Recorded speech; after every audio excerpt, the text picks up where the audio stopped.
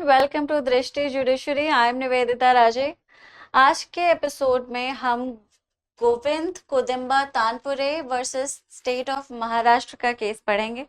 बहुत ही अच्छा interesting case है। हालांकि बॉम्बे हाई कोर्ट का जजमेंट है, but it actually discusses a very important and N unusual principal that a lot of people might not have heard of. Right, so the principle is that of denying relief. Let's discuss the facts first and then we'll discuss what happened. ठीक है, तो अब 1993 का पूरा ये premise है। ठीक है, महाराष्ट्र गवर्नमेंट के पास एक लैंड था और इस लैंड को इन्होंने रिजर्व कर रखा था। ठीक है, दे रिजर्व्ड इट फॉर 3 पर्पस। पहले तो इन्होंने सोचा था कि हम एक just once. Yes, so they reserved it for 3 purpose. The first one was to allot it for a Muslim burial ground, कब्रिस्तान के लिए। ठीक है, दूसरा ये उसी लैंड का एक पीस, बहुत बड़ा लैंड था, उसके टुकड़े टुकड़े ये लोग अलॉट करने वाले थे। और दूसरा इन्होंने किसी टेलीकॉम इंडस्ट्री को देना था। और तीसरे पर्पस में इन्होंने विलेज एक्सटेंशन की एक स्कीम निकाली थी, जिससे एससीज और एसटीज को कुछ प्लॉट्स मिलने थे, डिस्ट्रीब्यूट होने थे। ठीक है, तो इसके अंदर इस पर्टिकुलर प्रोविजन में 2.90 hectare of land was reserved to be allotted to एससीज एंड एसटीज। और इस स्कीम के चलते कुछ 110 प्लॉट्स को क्रिएट किया गया कि इन्हें हम रिजर्व कर रहे हैं और एससीज एंड एसटीज को हम एलोकेट कर देंगे।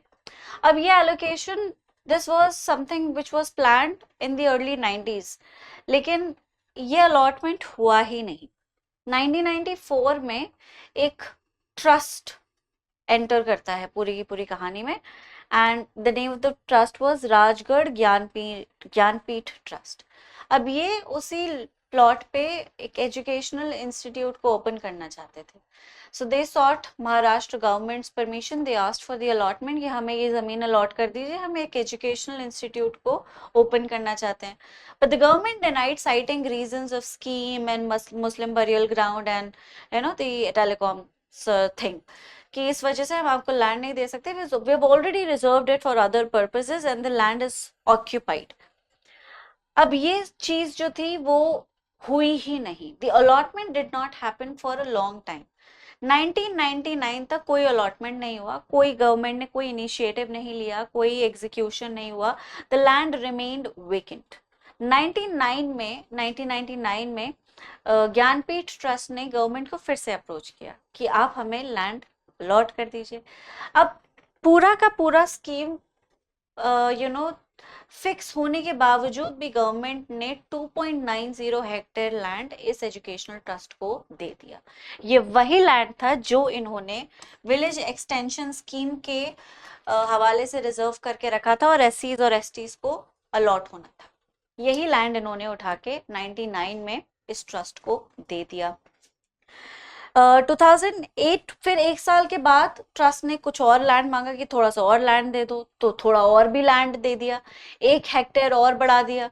फिर 2008 में फिर से इन्होंने लैंड मांगा कि हमें इंजीनियरिंग और इंजीनियरिंग इंस्टीट्यूट के लिए, इंजीनियरिंग रिसर्च इंस्टीट्यूट के लिए और थोड़ा लैंड चाहिए, तो इनको कुछ 5.5 हेक्टेयर फिर से दे दिया। Total the land that was allotted to this education or this trust was about 9.30 hectares. Now the issue was not that the land was allotted and this much land was allotted. This was not the case. The problem was that the land which was reserved for a particular welfare scheme was allotted to a trust.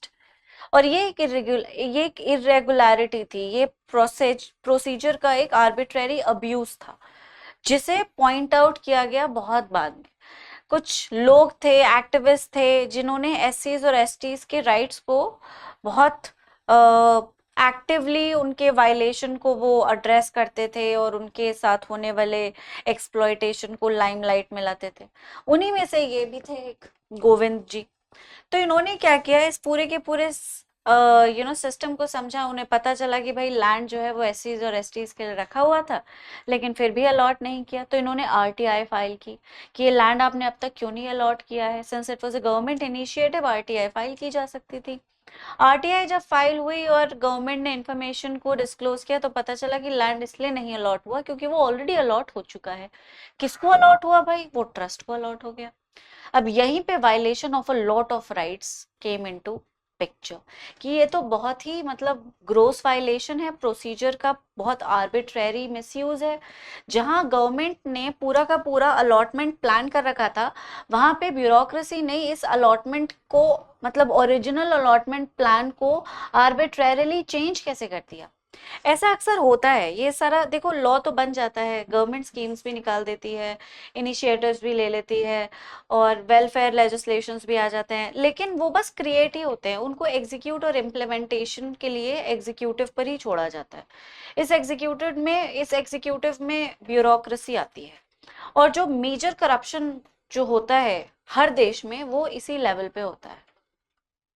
ठीक है, execution becomes a problem. This is the it is in even in our country for that matter, there is no dearth of good welfare legislations or good initiatives by the government. The problem lies in the execution. The bureaucracy sometimes cites inefficiency or lack of manpower as one of the reasons why they are not able to implement, which is also true. ये भी सच है कि भाई man power और बहुत सारी burden की वजह से वो कई बार एग्जीक्यूट नहीं कर पाते, क्योंकि वो ऑलरेडी बर्डन होते हैं। ठीक, लेकिन इस चीज को डिनाई नहीं किया जा सकता कि कई बार इम्प्लीमेंटेशन को ना करने की वजह सिर्फ और सिर्फ करप्शन होता है। और यहाँ पे करप्ट एक्टिविटी को या करप्ट एक्टिविटी को सामने लाया गया कि करप्शन के चलते लैंड को एक प्राइवेट ट्रस्ट को अलॉट किया गया है, और जिन लोगों को लैंड देने का प्लान गवर्नमेंट ने बनाया था, वहां अलॉटमेंट नहीं किया गया। ठीक है, तो बहुत सारी चीजें सामने आ गई भाई। एक पब्लिक इंटरेस्ट लिटिगेशन एससीज और एसटीज के बिहाफ पे इन्होंने फाइल कर दी। You all understand what a PIL is, and the PIL was filed. Now the PIL was filed in 2013. ठीक है, 2010 के आसपास आरटीआई फाइल की गई थी और 2013 में पीआईएल फाइल की गई against this irregular invalid arbitrary allotment of land which was reserved for scheduled castes and scheduled tribes. अब जब हाई कोर्ट में ये केस पहुंचा, I am sure supreme court में इस केस को कंफर्म किया जाएगा, क्योंकि बहुत ही इंपॉर्टेंट फैक्टर को ये कंसिडर करता है। जब बॉम्बे हाई कोर्ट में ये केस पहुंचा, तो सवाल यही आया कि भाई कि क्या ये पीआईएल सब्सटेंस होल्ड करती है, क्या एससीज और एसटीज के राइट को वायलेट किया गया है। The question is whether their rights were violated, and the answer to this question is yes, obviously. Government ने इनिशिएटिव निकाला एससीज और एसटीज को एम्पावर करने के लिए, which is a part of article 46 constitution of India, है ना। तो इस मार्जिनलाइज कम्युनिटीज, एससीज और एसटीज, इन सब के एम्पावरमेंट के लिए गवर्नमेंट जो है वो स्कीम्स लेकर आ सकती है, इनिशिएटिव्स ले सकती है, लेजिस्लेशन एनफोर्स कर सकती है। डायरेक्टिव प्रिंसिपल्स में ये बहुत अच्छे से मतलब बहुत साफ सुथरे तरह से दे रखा है। ठीक है, this is something that the government does. Now, this initiative was part of that. It was to facilitate that directive principle only. But वो पूरा facilitation, वो पूरा का पूरा objective ही fail हो गया, क्योंकि ब्यूरोक्रेसी ने उसका implementation जो है वो सही तरह से नहीं किया, है ना। तो कोर्ट को रिलीफ देना चाहिए, क्योंकि वायलेशन हुआ है, और वायलेशन जिसका हुआ है उनको रेमेडी की जरूरत है। उन्हें प्लॉट्स की जरूरत थी, उन्हें जमीन की जरूरत थी, वो मार्जिनलाइज थे, इसीलिए ये स्कीम निकाली गई, इसीलिए इस इनिशिएटिव को लिया गया। तो उन्हें जमीन की जरूरत है, उन्हें रेमेडी की जरूरत है। कोर्ट इस चीज को डिनाई नहीं कर सकता, कोई भी डिनाई नहीं कर सकता। लेकिन बावजूद इसके राइट्स के वायलेशन के, रेमेडी अवेलेबिलिटी के, रेमेडी एंटाइटलमेंट के भी कोर्ट रिलीफ डिनाई कर देता है, और इसे कहते हैं प्रिंसिपल ऑफ डिनाइंग रिलीफ। अब प्रिंसिपल ऑफ डिनाइंग रिलीफ बहुत सारे फैक्टर्स पे काम करता है। A court can not just deny relief on just like that, on a whim. It has to have significant reasons in order to do that. वो एक बहुत ही विविड स्पीकिंग ऑर्डर होना चाहिए और उसके असेंशियल्स होने चाहिए. There are prerequisites to it and one of them is doctrine of laches. So पहला रीजन इस रिलीफ को डिनाई करने का था वो डॉक्ट्रिन ऑफ लैचेस था. ठीक है कि equity supports the vigilant, not the indolent. So if you are sleeping on your rights, law really cannot help you. You cannot be given an indefinite time to, seek redressal. आपको अतः समय नहीं दिया जा सकता अपनी शिकायत दर्ज करने के लिए. There is a law in place, there is a procedure in place. आपको रिलीफ का एंटाइटलमेंट दिया गया है, एक बहुत ही सॉलिड राइट दिया गया है जहां पे आप कोर्ट के सामने अपनी शिकायत को रख सकते हैं, कोर्ट से रेमेडी डिमांड कर सकते हैं as a matter of right. लेकिन वो सब आप एक पर्टिकुलर टाइम पीरियड में कर सकते हैं क्योंकि कोर्ट आपके इंतजार में बैठे नहीं रह सकते. A litigation has to come to an end. A possibility of litigation cannot be made indefinite. आपके पास केस करने का राइट ताउम्र रहेगा, ये लॉ अलाउ नहीं कर सकता. ये तो एक नेवर एंडिंग लिटिगेशन साइकिल को इनिशिएट कर सकता है जो जुडिशियल प्रोसेस में एक्सट्रीमली फेटल है. ठीक है, तो अब इस केस में 99 में अलॉटमेंट हुआ था और शिकायत की गई 13 साल बाद 2013 में. ठीक है, 2013 और 99 के बीच में ऑलरेडी 14 साल का गैप हो चुका था. 14 इयर्स बाद आप जाग रहे हैं और समझने की कोशिश कर रहे हैं कि अरे इन बेचारों के तो राइट्स वायलेट हो गए, इनको तो जमीनें मिलनी थी. कहाँ थे, where were you all these 14 years? भाई जमीनें तो इनको 93 में मिल जानी थी. ये इनिशिएटिव 93 में आया था और फाइनल अलॉटमेंट 99 में हुआ. 99 में अलॉट की गई जमीन. 93 से 2013 तक आप शांत रहे. 99 तक जमीन खाली थी, अलॉट नहीं हुई. आपने कुछ नहीं बोला, चलो हमारी नहीं तो किसी की नहीं. 99 में अलॉटमेंट हो गया, तब कहाँ थे आप? भाई वायलेशन तो तभी हो गया था. Where were you when at the time when violation happened? After 4 years you're coming out of your slumber and then realizing कि अरे अरे राइट वायलेट हो गया. It doesn't work that way. ठीक है, it cannot work that way. You cannot be given an absolute indefinite right to file a case. Limitation law is to prevent a never ending cycle of litigation, and it is very very important for courts to adhere to that. वरना लोग case कभी भी कर सकते हैं, हमेशा case ही करते रहेंगे. ठीक है, तो डॉक्ट्रिन ऑफ लैचेस को यूज किया गया और it was one of the reason why the relief was denied. तो रिलीफ को डिनाई करने के, like I said, when an entitled a just proper relief is denied, a court has to have reasons, and one of the reason is whether you came on time, whether you were on time, whether you were within the limitation. If you weren't, then of course that's one ground qualified. The second is equity.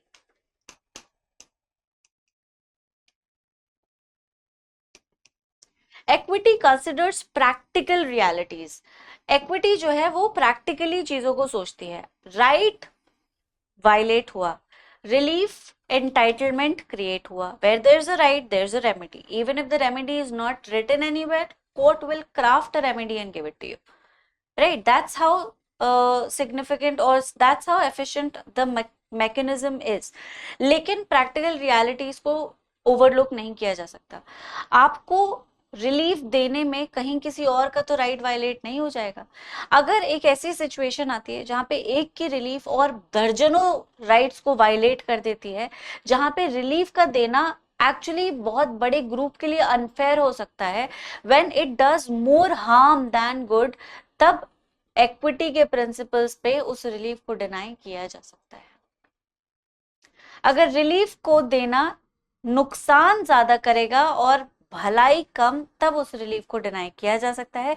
Equity ऐसी relief को देने से मना कर देती है क्योंकि it works on practical realities. Practically उस रिलीफ को देना, प्रैक्टिकली उस रिलीफ को एग्जीक्यूट करना बहुत सारे लोगों के लिए बहुत नुकसानदेह हो सकता है. This is the second ground. ठीक है, दूसरा इशू ऑफ लोकस स्टैंडाई. लोकस स्टैंडाई के बेसिस पे भी रिलीफ को डिनाई किया जा सकता है. रिलीफ कितनी इंपॉर्टेंट, कितनी ही सिग्निफिकेंट और कितनी अर्जेंट क्यों ना हो, अगर उसे मांगने वाला, उसको डिमांड करने वाला वो व्यक्ति नहीं है जिसे उसकी जरूरत है, जिसका इनफैक्ट राइट वायलेट हुआ, तो कोर्ट्स उसे नहीं ग्रांट करेंगे। अब इस केस में PIL इंस्टीट्यूट की गई, जो कि गोविंद जी ने की। अगर इस केस को इंस्टीट्यूट करने वाले SCs एंड STs ही होते तो शायद इस केस की पिक्चर डिफरेंट होती, क्योंकि ये रिलीफ एज PIL डिमांड की गई थी, इस केस को एज PIL इंस्टीट्यूट किया गया था। तो यहाँ पे SCs और STs के राइट्स को उतना सीरियसली नहीं लिया गया। That's what I believe, I might be wrong, ठीक है। लेकिन हाँ, व्हाट आई थिंक इज कि अगर वही पार्टी केस इंस्टीट्यूट करती जिनके राइट डायरेक्टली वायलेट हुए थे, तब शायद कोर्ट इसका एक डिफरेंट कंसिडरेशन या एक इस court might have taken a different approach. There was a very high possibility कि कोर्ट से एक डिफरेंट अप्रोच लेते, क्योंकि यहाँ लोकस स्टैंड आया थोड़ा डाइल्यूटेड था. there was somebody else who was demanding relief on somebody else's behalf. Courts considered other people's rights rather than considering the rights which were violated. तो उन्होंने जो वायलेट हो चुके थे उन राइट्स को कम कंसिडर किया, लेकिन उनको कंसिडर करने पर जितने राइट वायलेट होंगे ये ज्यादा फैक्टर कर लिया, ठीक है। चौथा, सेटल्ड राइट्स। रिलीफ ग्रांट करते वक्त जैसे मैंने कहा कि इक्विटी प्रैक्टिकल रियलिटीज को कंसिडर करती है, तो प्रैक्टिकल रियलिटीज में सेटल्ड राइट्स भी आते हैं। इस केस में सबसे बड़ा जो मुद्दा था वो यही था कि अगर हम रिलीफ ग्रांट कर देते हैं, जो कि मतलब डिजायरेबल थी भी सिचुएशन में, क्योंकि PIL बेसलेस तो नहीं थी, इनजस्टिस तो हुआ ही था, लेकिन अगर इस केस में हम रिलीफ को ग्रांट कर देते हैं तो हम बहुत सारे लोगों के राइट्स को वायलेट कर बैठेंगे। अब वो कौन से बहुत सारे लोग हैं? इंस्टीट्यूट एस्टैब्लिश हो चुका है, ठीक है, 99 में ही हो गया था, 2008 में वो और एक्सपैंड हो गया था, जहां वो स्कूल था वहां वो कॉलेज में भी कन्वर्ट हो गया। वहां ऑलरेडी बच्चे पढ़ रहे हैं, वहां स्टाफ रिक्रूटेड है, लोग पढ़ रहे हैं, नौकरी कर रहे हैं। तो हम अलॉटमेंट अगर कैंसिल कर देते हैं तो वो पूरा का पूरा जो मशीनरी सेट है उसे पूरा जड़ से हटाना पड़ेगा। बच्चों को शिक्षा के अधिकार से वंचित करना पड़ेगा, लोगों को नौकरी के अधिकार से वंचित करना पड़ेगा, एक बहुत ही वेल फंक्शनिंग सिस्टम अपरूट हो जाएगा और बहुत हजारों के राइट्स वायलेट हो जाएंगे, ठीक है। अब यहाँ पे राइट वायलेशन हुआ है, लेकिन उस राइट वायलेशन को एड्रेस करने में हम ऑलरेडी सेटल्ड राइट्स को बुरी तरह से वायलेट कर देंगे। एक ऐसा राइट जिसे क्लेम करने के लिए 14 साल तक कोई आया नहीं, 14 साल बाद आप आए हो, 14 साल के पीरियड के बीच में वो दूसरे राइट्स सेटल हो चुके हैं, लोगों के और नए राइट्स सेटल हो चुके हैं, एक पूरी बिल्डिंग बन चुकी है। आपको राइट देने का मतलब उस पूरी बिल्डिंग को उखाड़ फेंकना है, उसमें काम कर रहे पढ़ रहे तमाम लोगों को डिस्प्लेस कर देना है, जो कि लॉ नहीं कर सकता। इक्विटी फेयरनेस को या फिर जस्टिस करने के लिए अनफेयर नहीं हो सकती, जस्टिस भी फेयर तरह से ही की जाती है। That is what equity demands. You will do justice, you will be just, but you won't be unfair while doing it. इसीलिए डिफेंस के राइट्स को भी कंसिडर किया जाता है, इसीलिए defence is given an opportunity to defend, है ना। That is why the system is what it is at present, because equity has to consider every side, right? So court ने जुडिशियल रिस्ट्रेंट को exercise किया, और court in general principle of denying relief का issue जहां पे भी involve होता है, कोर्ट्स जुडिशियल रिस्ट्रेंट एक्सरसाइज करते हैं when a third party rights are already established. So before violating anybody else's rights, they see how significant those rights are. एक right को एड्रेस करने के लिए दूसरे के राइट को वायलेट कर देना जस्टिस नहीं होती, ठीक है। Dismantling an already functioning institute could not have been practical and it would have been extremely unjust. और इस चीज के चलते कोर्ट ने रिलीफ को डिनाई कर दिया, एक इरेगुलर आर्बिट्ररी अलॉटमेंट को भी उन्होंने इनवैलिडेट नहीं किया, ठीक है। So this is the case, and इस केस को आप कैसे यूज कर सकते हैं? बहुत जगह यूज हो सकता है, नेचुरल जस्टिस के प्रिंसिपल्स में, इक्विटी के प्रिंसिपल्स में यूज हो सकता है, ठीक है। कॉन्स्टिट्यूशन में भी आप चाहे तो यूज कर सकते हैं, जहां पे courts judicial discretion, judicial review, देखो ये सारे बहुत इंपॉर्टेंट टॉपिक्स है, natural justice, judicial review, judicial activism, है ना, इक्विटी, ये सब इंपॉर्टेंट टॉपिक्स हैं, लेकिन इनसे इनसे रिलेटेड केस लॉज भी अच्छे मिल ही जाते हैं। जुडिशियल एक्टिविज्म से रिलेटेड केस लॉज बहुत सारे हैं, लेकिन ये ऐसा केस है जो जुडिशियल एक्टिविज्म को बिल्कुल सामने सामने रख देता है। भाई जुडिशरी ने कोई नया इंटरप्रिटेशन दिया जिससे राइट टू इंटरनेट को भी आर्टिकल 21 में इंक्लूड कर दिया गया, ये तो अच्छा है ही, एक्टिविज्म है। लेकिन जहाँ पे जुडिशरी हट के थोड़ा चली, जहाँ पे रिलीफ होते हुए भी उसे डिनाई कर दी, है ना, तो ये भी एक्टिविज्म का ही एक पार्ट है। तो राइट्स क्रिएट हुए हैं, इंटरप्रेट हुए हैं, ये तो एक्टिविज्म का पार्ट है ही। और जब बच्चा मीन्स का एक आंसर क्रिएट करता है तो इसे मेंशन ही करता है, लेकिन आप हट जाएं, आप राइट्स को क्रिएट करने के साथ साथ डिस्ट्रक्शन को भी लेकर आए कि राइट्स क्रिएट करता है, डिस्ट्रॉय भी कर देता है, ओवरलुक भी कर देता है, डिनाई भी कर देता है। जस्टिस करने के लिए कोर्ट्स क्या नहीं करती, यही एक्टिविज्म है, यही जुडिशियल विजडम है। ठीक है, तो इस केस को आप बहुत ब्यूटीफुली सीमलेसली इनकॉर्पोरेट कर सकते हैं प्रिंसिपल्स ऑफ नेचुरल जस्टिस के क्वेश्चंस में, जुडिशियल एक्टिविज्म के क्वेश्चंस में, राइट। यूटिलिटेरियनिज्म पे कोई क्वेश्चन तो आता नहीं, एग्जैक्टली ये फिट भी नहीं होता उसमें, लेकिन if you can somehow fit it, you can. Again equity से रिलेटेड, एक्विटी कुछ लॉज में, कुछ स्टेट्स में बहुत इंपॉर्टेंट है, मेंस में पूरा पूरा आ जाता है। ठीक है, तो उसमें हालांकि कम आते हैं उससे क्वेश्चंस, जनरली उसमें आते हैं, ऑप्शन में आते हैं, you have an option to choose, right? But if you want to write an answer on a question related to equity, you can definitely choose this as an authority or a case. ठीक है, even if it is a Bombay High Court case, it is still a very good case. चलो notes बना लेते हैं। Facts मैंने बता दिया, land dispute था, taluk board district Pune, reservation and allotment 2 hectares 92 acres at 2.90 hectares. ठीक है, ये था measure. तो I am, you can, if you want you can even check. एससीज और एसटीज विलेज एक्सटेंशन स्कीम में रखा हुआ था, एजुकेशनल पर्पस के लिए अलॉट कर दिया, कंस्ट्रक्शन पोजेशन भी हो गया 2009 में, और उसे बढ़ा दिया, फिर पीआईएल फाइल हुई। ठीक है, और इश्यूज थे कि क्या PIL could be dismissed on the ground of delay and laches, doctrine of laches, whether the court should exercise its discretionary powers under Article 226 given the significant delay in filing the PIL, whether the alleged irregularities in land allotment warranted an inquiry despite the delay in seeking relief. These were the legal provisions. Doctrine of laches, Article 226 of Indian Constitution. 226(3) addresses the disposal of applications for vacation of interim orders passed by high courts. Principle of denying relief, which is a major part of this entire case. Court के observations क्या थे? Delay and laches मैंने बता ही दिया.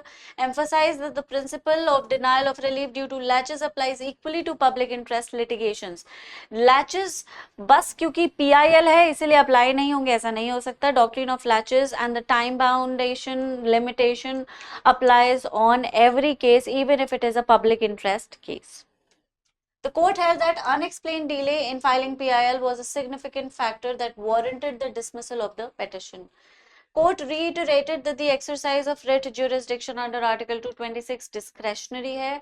Given the petitioner's unexplained delay, the court was justified in decline to exercise its jurisdiction. Court is not obligated to entertain a PIL when the petitioner fails to provide explanation for the delay. Impact of delay discuss किया गया, dismissal कर दिया गया PIL का, you already know it. Equity aids the vigilant, not the indolent. I've already told you the legal principle. Discretionary powers of the court, again judicial activism. This case can be used in a question relating to that. Timeliness and filing PILs, and again observation, important one. Questions को practice कर लेते हैं. Which article of the Constitution grants high courts the power to issue writs? Very, very easy. You should always remember. Important है ये question. Which principle is expressed by the maxim equity aids the vigilant? You already know. What kind of power does Article 226 grant to the High Court? इतना obvious question तो नहीं आता है, लेकिन फिर भी आपको इसका आंसर पता होना चाहिए. मैंने आपको बता ही दिया. Discretionary, mandatory, executive, delegated. You know the answer, you should know it's discretionary. Okay,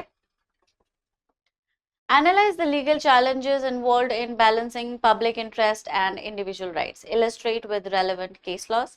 Discuss the scope and limitations of judicial discretion under Article 226 with reference to the principles of fairness and equity. ठीक है, तब ये तो दृष्टि के अपने questions हैं, अब ये तो क्वेश्चंस एकदम से नहीं आ सकते, ठीक है, लेकिन अच्छे क्वेश्चंस हैं, इन्हें लेके जरूर प्रैक्टिस करिए। बाकी आपके पास जो अपने अपने जो क्वेश्चंस हैं प्रीवियस ईयर के, जुडिशियल एक्टिविज्म के ऊपर, डिस्क्रेशनरी पावर्स के ऊपर, डॉक्ट्रिन ऑफ लैचेस के ऊपर, या जो भी मैंने आपको कंसेप्ट बताया उसके ऊपर, उसमें इस केस को यूज करें, आंसर लिखें और किसी से इवेलुएट जरूर करवाएं। ठीक है, the entire exercise is absolutely futile if you don't know how you are writing your answers.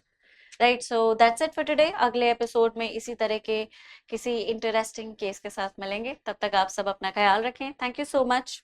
Bye bye.